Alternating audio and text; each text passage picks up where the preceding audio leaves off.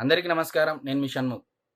వైసీపీలో ఉన్నటువంటి సీనియర్లు పార్టీని వీడాలనేటువంటి ఆలోచన, అదేవిధంగా ఈ పార్టీలో మనకు భవిష్యత్తు లేదనేటువంటి అంతర్మదనం, మేధోపదనం ఆ పార్టీలో చర్చ ఎక్కువైందని చెప్పేసి డిజిటల్ మీడియాలోను, సోషల్ మీడియాలోను వైరల్ అవుతా ఉంది.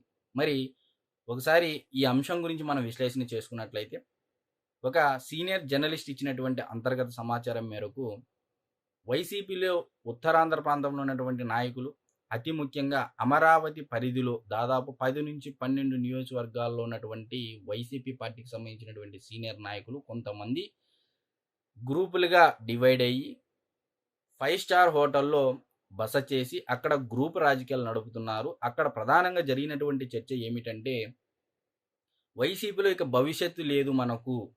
ఏ రకంగా ప్రజలు మనల్ని నమ్మి ఓటేస్తారు? ఏ విధమైనటువంటి రాజకీయం మనం చేస్తే ఆ ప్రాంత ప్రజలు మెప్పు పొందుతామని జెప్పేసి చర్చ జరిగిందని జెప్పేసి ఒక అంతర్గత సమాచారం. మరి ఒకసారి వివరాల్లోకి వెళ్ళేటువంటి ప్రయత్నం చేస్తే, ఒక ఆ మీటింగ్‌లో ఒక నాయకుడు, ఒక సీనియర్ నాయకుడు తన ఆవేదనను, తన బాధను ఈ విధంగా వ్యక్తపరిచాడు అని జెప్పేసి ఒక అంతర్గత సమాచారం. మరి ఏంటి అంటే, మొన్నటి వరకు రప్పా నరుకుతాము, చంపుతాము, మేము వచ్చిన వెంటనే గంగమ్మ జాతరలో వేటతలలు నరికినట్టు నరుకుతామని చెప్పేసి సినిమా డైలాగులను, ప్లకార్డులు పెట్టుకొని ప్రజలను భయభ్రాంతులకు గురి చేసే విధంగా చేశాము.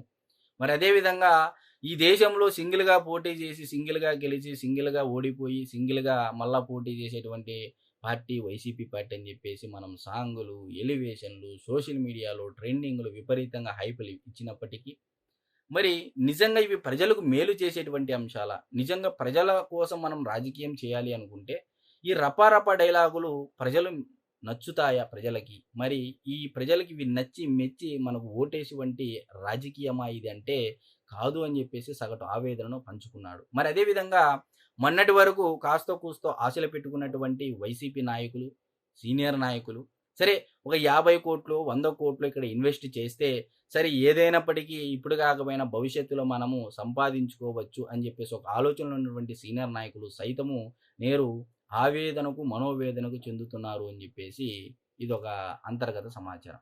మరి అతి ముఖ్యంగా ఆ నాయకుడు మాట్లాడుతూ చివరగా ఈ మావిగన్ అనేటువంటి ఈ దెబ్బకు, ఈ డిస్కషన్‌కి ఇంక మనకు భవిష్యత్తు లేదు అనే దిశగా ఆయన చెప్పడం జరిగింది.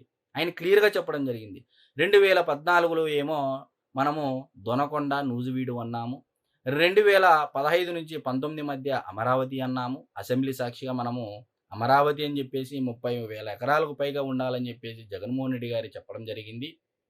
మరి అదే తరహాలో చంద్రబాబు నాయుడు గారు గూడా అమరావతి ప్రాంతాన్నే ఎంచుకోవడం జరిగింది. అన్ని ప్రాంతాలకు సులువుగా ఉండడం జరుగుతుందని జెప్పేసి అమరావతి ప్రాంతాన్ని ఎంచుకోవడం జరిగింది.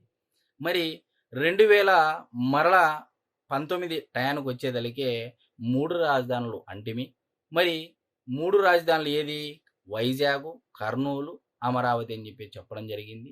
మరి దాని తర్వాత అంతకు మునుపు అంటే 2018లోనో, 19లోనో అంటే నాగార్జున యూనివర్సిటీలో 500 ఎకరాల్లో రాజధాని కడదామని చెప్పేసి మనమే చెప్తిమి.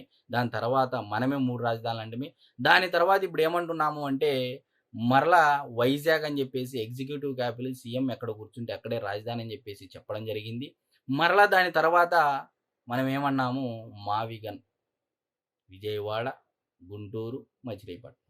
అంటే ఒక్క రాజధాని విషయంలోనే ఇన్ని స్టాండులు తీసుకున్నటువంటి దేశంలో ఏకైక పార్టీ అంటే అది మందే. మరి ప్రజలు ఏ విధంగా ఒక రాజధాని విషయంలోనే ఇన్ని నాలుకలు మడత పెడితే ఏ విధంగా ప్రజలు మనల్ని నమ్ముతారు అని చెప్పేసి ఆ నాయకుడు సగటు ఆవేదన చెందడం జరిగిందని చెప్పేసి ఒక అంతర్గత సమాచారం.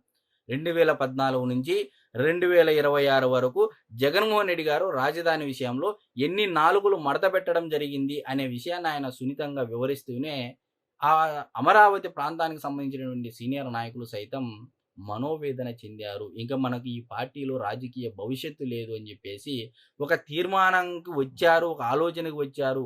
వాళ్ళు పార్టీని మారేందుకు గూడా ఆల్రెడీ పావులు కదుపుతున్నారు అని చెప్పేసి గూడా అంటే ఎవరికి వారు అంతర్గతంగా చర్చించుకోవడంలో ఇది కాస్త బయటికి వచ్చిందనేటువంటి విషయాన్ని ఈరోజు మీ ముందుంచేటువంటి ప్రయత్నం చేశాను.